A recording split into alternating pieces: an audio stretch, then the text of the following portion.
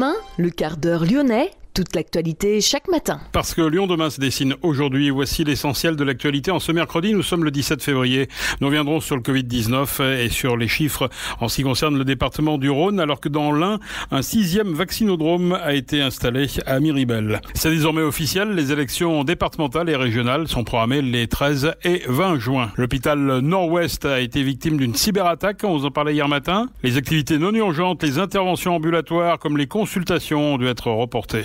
Le foyer Notre-Dame des Sans-Abri vient de fêter ses 70 ans. Il a été créé par Gabriel Rosset. Retour sur cette histoire avec Lola Angèlement et son invité Sébastien Gut. 111 millions d'euros, c'est l'impact direct et indirect de la pandémie sur l'Olympique lyonnais. Le groupe s'attend à un excédent brut d'exploitation déficitaire pour la première fois depuis son entrée au Stade des Lumières. Et puis se prépare le tournoi de tennis WTA 250 de Lyon, autrement dit le tournoi féminin, qui se disputera du 27 février au 7 mars. Et ce sera à la halle Tony Garnier cette fois-ci. Lyon demain, le quart d'heure lyonnais, toute l'actualité chaque matin. Gérald de Bouchon. Bonjour à tous et bienvenue dans ce quart d'heure lyonnais. Le nombre de patients hospitalisés pour Covid-19 redescend très légèrement avec 832 patients Covid+ hospitalisés. C'est 5 de moins en 24 heures. 151 sont en réanimation, là aussi une légère baisse. Ces dernières 24 heures, 62 nouveaux patients ont été admis à l'hôpital, dont 13 en réanimation. Avec 7 nouveaux décès, le nombre de patients décédés à l'hôpital s'élève pour le département du Rhône à 2308 depuis le 1er mars 2020. 586 personnes supplémentaires sont décédées hier du Covid-19 en France, dont 351 à l'hôpital, ce qui porte le total des morts à 82 812 depuis le début de la pandémie. Sur les 7 derniers jours, le nombre de nouveaux cas quotidiens en France est de 18 000 en moyenne. Ce nombre est stable, voire a tendance à baisser par rapport aux semaines précédentes. Le nombre de malades hospitalisés pour Covid se maintient autour de 26 000 en France et celui des patients en réanimation autour de 3 000. Le 6e vaccinodrome de l'Ain a ouvert ses portes à l'Allegro, la salle de spectacle située à Miribel, et ce pour les personnes âgées de 75 ans et plus. Le centre devait initialement être inauguré le 2 février, une date repoussée faute de doses de vaccin. Les plages horaires ont été prises d'assaut en 2 heures. Il reste des places toutefois pour la première quinzaine de mars. Pour le centre de Miribel, 960 doses de vaccins sont prévues. Fin mars, 480 personnes seront donc vaccinées. Le Parlement a adopté définitivement hier soir par un ultime vote à main levée du Sénat le report de mars à juin des élections départementales et régionales pour cause d'épidémie de Covid-19. Le gouvernement s'est engagé sur les dates des 13 et 20 juin. Lyon demain, la radio sans pub. L'hôpital Nord-Ouest a été la victime d'une cyberattaque. Un rançongiciel a crypté les données de l'établissement caladois, demandant une rançon pour y avoir de nouveau accès. Le réseau informatique des 3 sites de l'hôpital, Glazé, Tarare et Trévoux, ont été touchés par cette cyberattaque. Tous les ordinateurs ont dû être éteints. Pour le personnel, c'est un retour au papier-crayon, comme nous l'explique le docteur Bontemps, chef du service de pharmacie. On est revenu à un mode que j'ai connu un petit peu quand j'étais jeune interne, en gros, milieu des années 80. C'est actuellement notre réalité. Le laboratoire fonctionne, tous les automates d'analyse fonctionnent, sauf que le rendu des résultats, il ne fonctionne pas. Au lieu que ce soit automatiquement transmis par le circuit informatique, les résultats, il faut les amener en papier au niveau de chaque service. Les activités non urgentes, les interventions ambulatoires, soit l'équivalent d'une trentaine, comme les consultations, ont été reportées. Les patients hospitalisés n'ont pas eu besoin d'être transférés vers d'autres établissements. Le centre de vaccination contre le Covid-19, lui aussi, est toujours opérationnel, tout comme le service de réanimation. L'imagerie fonctionne à nouveau, tout comme le laboratoire de biologie. Le parquet de Villefranche a été saisi, une enquête a été ouverte pour atteinte à un support de traitement automatisé de données et tentative d'extorsion. Enquête confiée à présent au parquet de Paris, compétent en matière de cybersécurité. Lyon demain, la radio lyonnaise à écouter partout dans le monde. Pendant tout un week-end, les 26 et 27 février, les bénévoles du foyer Notre-Dame des Sans-Abri seront dans les rues du département du Rhône pour la quête annuelle. Il s'agit de solliciter la générosité des passants. En cette période si particulière, le foyer continue de lutter contre l'exclusion dans la région lyonnaise. Une structure créée il y a 70 ans par Gabriel Rosset. Les explications avec vous, Lola Angèlement. C'est le 23 décembre 1950 que débute l'histoire du foyer de Notre-Dame des Sans-Abri. L'association lyonnaise vient en aide à tout type de personnes isolées et se mobilise depuis maintenant 70 ans dans la lutte contre l'exclusion. Retour sur le parcours et l'évolution du foyer avec Sébastien Gut, membre de l'association. Et alors derrière ce nom assez long, en fait, se cache beaucoup d'actions. C'est une association qui a été créée à Lyon en 1950 par Gabriel Rosset et une équipe de bénévoles. Cette association donc a ouvert son premier centre le 23 décembre pour accueillir le premier soir 11 personnes sans abri, le lendemain une vingtaine, quelques semaines plus tard une centaine. Depuis Noël 1950, l'association n'a pas refermé ses portes. Elle a développé son action tant auprès des personnes isolées que des familles, en ayant au jour d'aujourd'hui plus de 1500 personnes qui sont accueillies chaque soir sur l'ensemble de nos dispositifs d'accueil et d'hébergement. Et puis une partie inclusion professionnelle qui permet tout simplement à des personnes qui sont éloignées de l'emploi de retrouver une activité professionnelle. L'association compte à peu près une vingtaine d'établissements dans la métropole lyonnaise et on va entre Francheville et Villefranche, c'est un peu nos deux communes extrêmes. L'association depuis 70 ans en fait a essayé d'étoffer un peu son action auprès des personnes en difficulté. Et donc, qu'est-ce que vous faites plus exactement dans cette association ? Quelle mission vous faites ? Quel service vous proposez ? Le foyer Notre-Dame des Sans-Abri, c'est un peu des couturiers du social. C'est-à-dire que depuis 70 ans, l'association a imaginé un ensemble de dispositifs qui correspondent à toutes les personnes qu'on peut accueillir.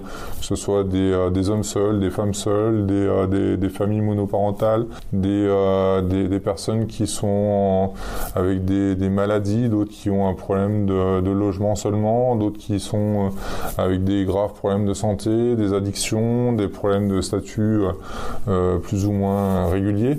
L'idée, c'est qu'on essaie d'avoir une réponse un peu à toutes ces attentes, à tous ces besoins de ces personnes sans abri pour leur permettre de s'en sortir durablement. Les 3 leviers qui permettent à une personne sans abri d'être incluse dans notre société. Le premier, c'est le logement ou la structure adaptée. Le second, c'est les ressources ou le travail, l'emploi. Et puis le troisième, c'est la santé. On le dit bien, quand la santé va, tout va bien. Pour essayer de répondre un peu à ces problématiques que peuvent avoir les personnes sans abri, on a imaginé un ensemble de dispositifs qui vont de l'hébergement, donc dans un centre d'hébergement ou dans un logement accompagné, en passant par des actions de santé, lieux aussi qui permettent à des personnes qui vont retrouver une activité professionnelle et apprendre des métiers, des savoir-faire pour après ensuite pouvoir accéder à un emploi le plus classique qu'il soit.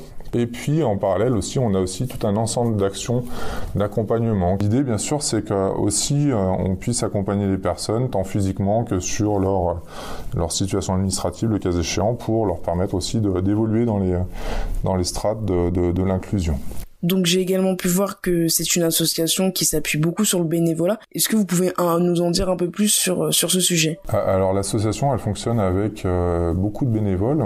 Pour une association lyonnaise, on a à peu près 1200 bénévoles qui interviennent à tous les niveaux de l'association, que ce soit au conseil d'administration et dans les différentes structures de notre organisation. Là aussi, on a des besoins de bénévoles, par exemple pour des centres d'accueil ou des centres d'hébergement, où le soir on va pouvoir aller échanger avec les personnes sans abri, l'aider à prendre son repas. Il y a des temps d'animation qui peuvent être organisés, du soutien scolaire qui peut être aussi fait au niveau des familles qu'on accueille.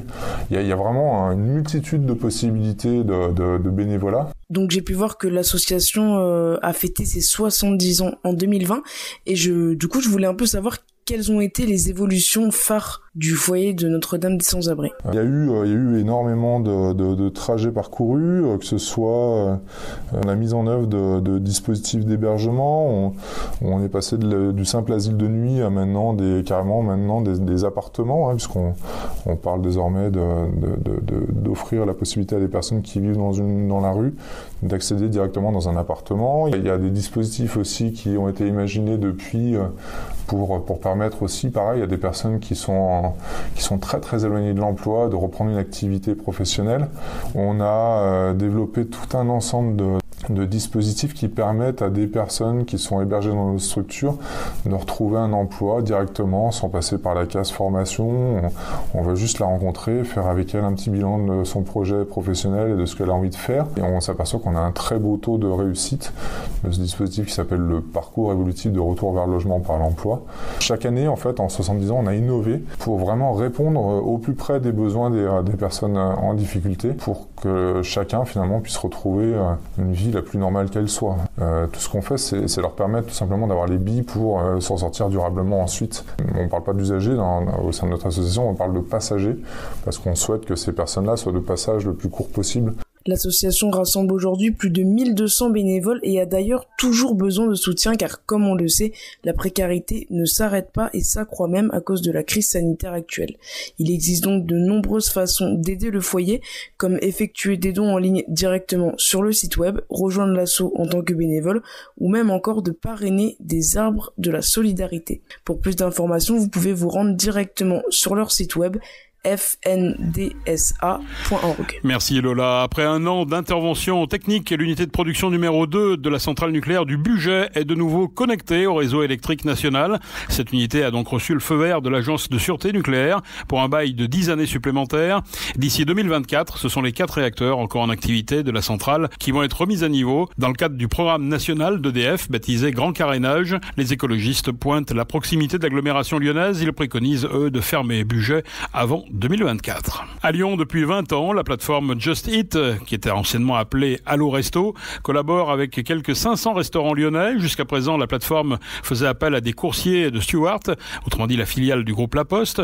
Just Eat lance cette semaine un nouveau service avec ses propres livreurs embauchés en CDI. 75 ont déjà été recrutés, 75 postes encore disponibles. L'objectif est d'atteindre 400 embauches en CDI d'ici fin 2021. Just Eat paye à l'heure et non à la course. Uber et Deliveroo fonctionnent eux avec des livreurs indépendants. Un partenariat est noué également avec un loueur de vélos électriques à tarif préférentiel pour les livreurs qui le souhaitent et dont le contrat est de plus de 24 heures par semaine. Les contrats chez Just Eat vont de 10 à 35 heures pour répondre à la disponibilité des salariés. Pour nous écouter, téléchargez l'appli Lyon Demain. L'Olympique Lyonnais estime à 111 millions d'euros les impacts directs et indirects de la pandémie. Le total des produits de ces activités a reculé de 37% au premier semestre par rapport au premier semestre 2020-2021. Par rapport à l'exercice précédent, la billetterie est en recul de près de 20 millions d'euros, 91% de baisse. La baisse est plus importante encore pour les droits télé.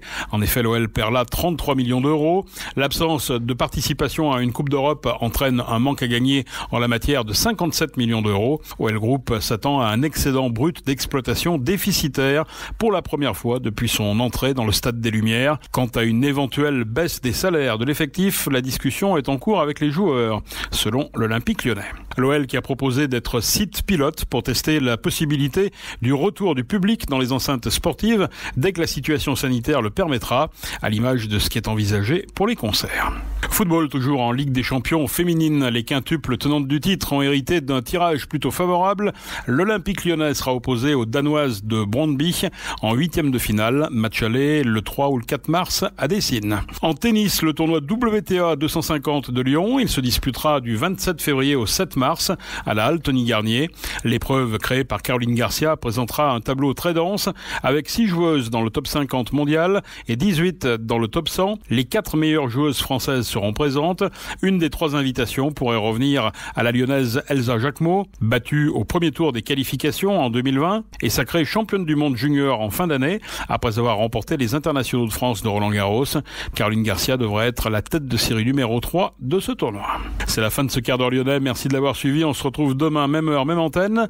En attendant, restez prudents.